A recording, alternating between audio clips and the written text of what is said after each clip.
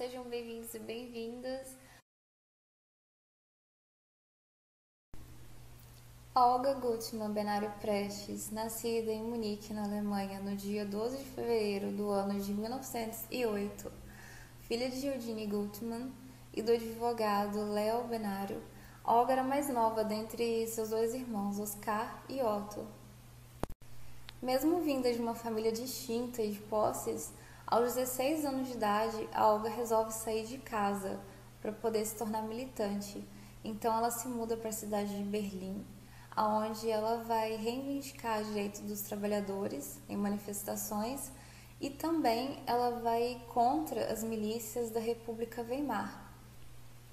A República Weimar ela é um movimento político que ele teve início no ano de 1919 até o ano de 1933. O que aconteceu? Na Primeira Guerra Mundial, a Alemanha perdeu. Então, o imperador, que era o Guilherme II na época, ele acabou se evadindo do país e do seu posto. Então, os militares eles acabaram assumindo o controle do país. Nessa época, Olga ela conheceu Otto Braun, que ele acaba sendo seu namorado na época, e ele também tinha ideias comunistas, ele participava de intervenções e também de manifestações políticas, assim como ela. Porém, a Olga ela é acusada de trair o seu país, uma vez que ela tenta tirar o seu namorado da prisão de Moabit. E no ano de 1928, a Olga busca refúgio, ela busca asilo político na cidade de Moscou, na Rússia. Lá em Moscou, ela se integra ao grupo da Juventude Internacional Comunista, onde ela recebe uma educação política voltada para o comunismo e também ela recebe treinamento militar. Um detalhe muito importante que eu esqueci de mencionar é que nessa época a Rússia ela não é a Rússia que a gente conhece hoje, a Rússia moderna. Ela era a União Soviética, que era totalmente voltada para ideias comunistas. Detalhe minimamente importante. Ainda em Moscou, Olga conhece o brasileiro Luiz Carlos Prestes, que era líder político do Partido Comunista Brasileiro, e ele também era líder político de um comando que chamava Coluna Prestes, que tinha aproximadamente 1.500 homens. Eles protestavam contra o governo de Arthur Bernardes e também da República Velha.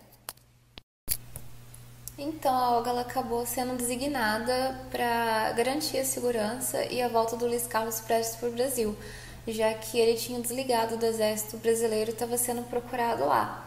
Então os dois partiram numa viagem como um casal em lua de mel e durante os 3 meses de viagem eles acabaram se apaixonando de verdade e acabaram se casando.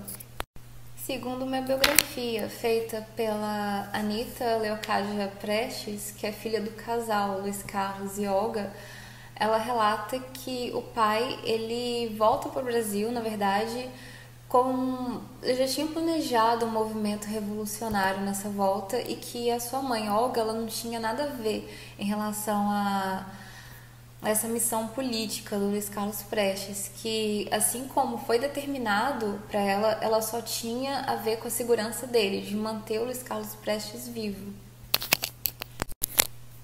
Em 1935, após o insucesso dos motins de todo esse procedimento do movimento político de Prestes, a mando do governo de Vargas, ele pede a cassação, ele pede que Luiz Carlos Prestes seja cassado. Depois de um ano fugindo da polícia e da cassação, no ano de 1936, a polícia consegue prender Luiz Carlos Prestes e Olga Benário. Durante a prisão, durante essa retenção, tanto ela quanto ele negaram a dar qualquer tipo de informação para a polícia. Porém, a Olga ela anuncia sua gravidez em frente à mídia, já com medo do que poderia acontecer. Então, na época, Getúlio Vargas ele determina a prisão da Olga e, junto com o consenso do Superior Tribunal de Justiça, ele consegue pedir a deportação da Olga para que ela voltasse para a Alemanha nazista, né, sob o comando de Adolf Hitler, e mesmo ela estando grávida e com o agravante dela ser judia, e comunista. E de imediato eles colocaram a Olga no navio La Corunha, onde o destino final dela seria a prisão feminina de Barnstrasse, na cidade de Berlim, e lá ela ficaria até o nascimento da sua filha. Após alguns meses de prisão, a Anita, filha da Olga, nasce na prisão de Barnstrasse e ela é entregue para Maria Leocádia e para Lígia, que são respectivamente mãe e irmãs do Luiz Carlos Prestes. Mesmo com toda a pressão internacional e vários pedidos para que a Olga fosse solta, o pedido foi negado pelo governo nazista porque ela era comunista e judia.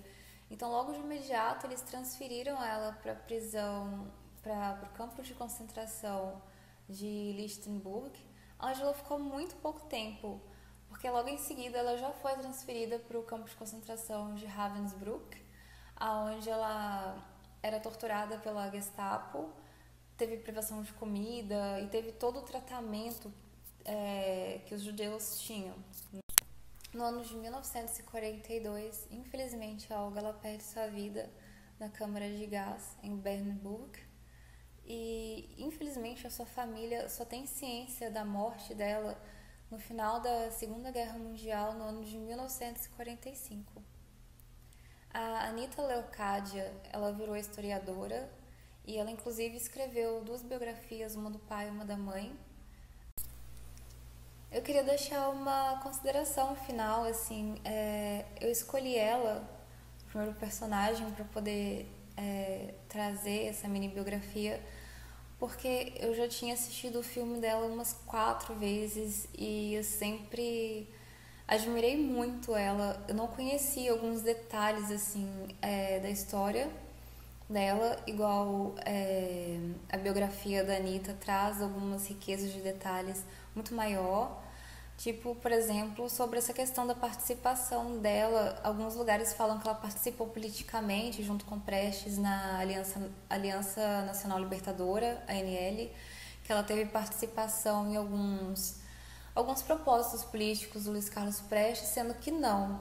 A filha mesmo dela relata que ela simplesmente tinha a missão de proteger a vida do Luiz Carlos Prestes e que ela nada teve a ver com nenhuma tomada de decisão dele politicamente. E como eles estavam casados, ela simplesmente era a companheira dele. Pra mim, a Olga, ela é com certeza uma das mulheres que inspiram, porque ela sempre se manteve muito forte, muito firme no seu ideal. Desde os 16 anos de idade, ela já tomou partido daquilo que ela acreditava, dos ideais dela. E, se não me engano, a morte dela foi aos 34 anos. Não tenho muita certeza, eu não sou de exatas. Mas, assim, se não me engano, pelo que eu li, é 34 anos mesmo. E ela sempre se manteve ali firme e forte naquilo que ela acreditava. Ela é, com certeza, para mim, uma das mulheres que inspiram, que trazem inspiração. Desde já, eu agradeço a companhia, a atenção e até a próxima!